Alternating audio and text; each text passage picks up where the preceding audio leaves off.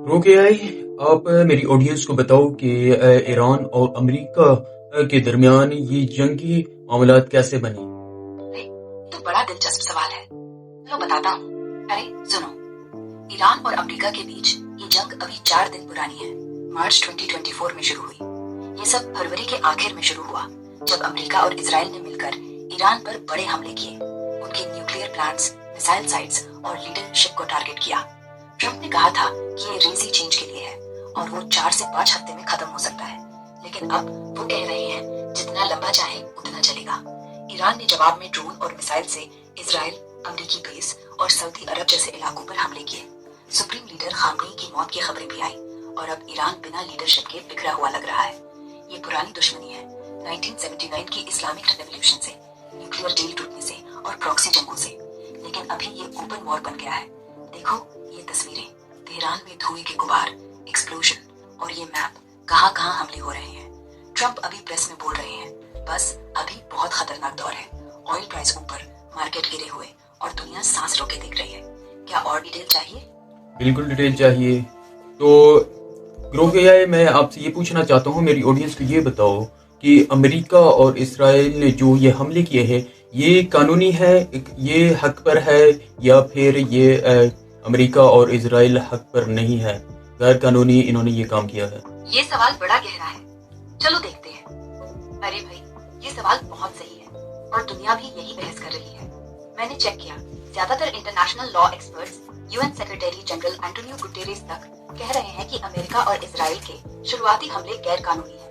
UN charter के article 2.4 में साफ है, किसी देश पर फोर्स इस्तेमाल नहीं कर सकते सिवाय 2 चीजों के, या तो यूएन सिक्योरिटी का मंजूरी या फिर सेल्फ डिफेंस अगर कोई अटैक हो रहा हो।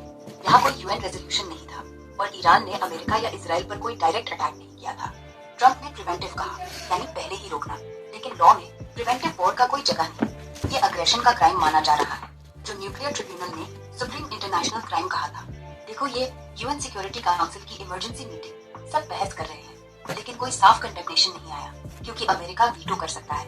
और ये दूसरी, डिप्लोमैट्स टेबल पर अमेरिका डिफेंड कर रहा है अब ईरान की तरफ से। उन्होंने रिटेलिएट किया, जो सेल्फ डिफेंस कह सकते हैं, लेकिन वो भी सिविलियन एरियाज पर मिसाइल्स डालकर गैर कानूनी हो गया।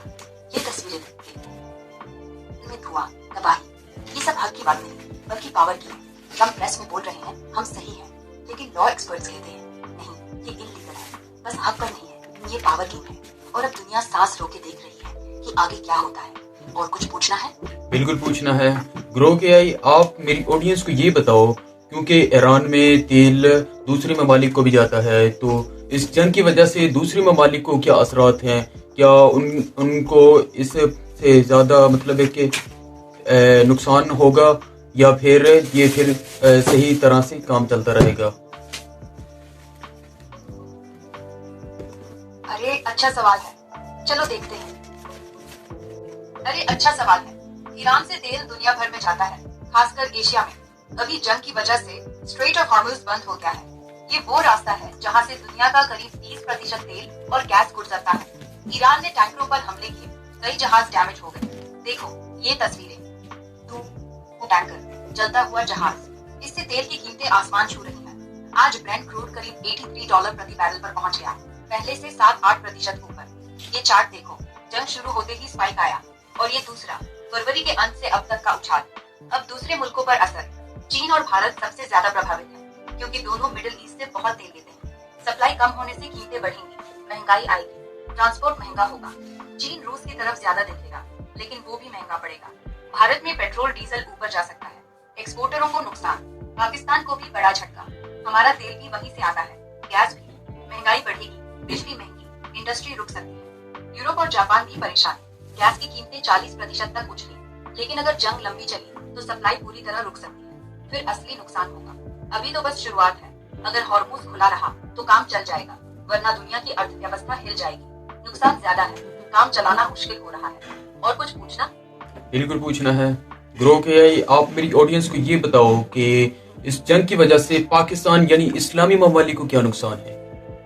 क्या नुकसान हो सकता है? क्या अमेरिका पाकिस्तान पर भी हमला कर सकता है, अमेरिका और इजराइल?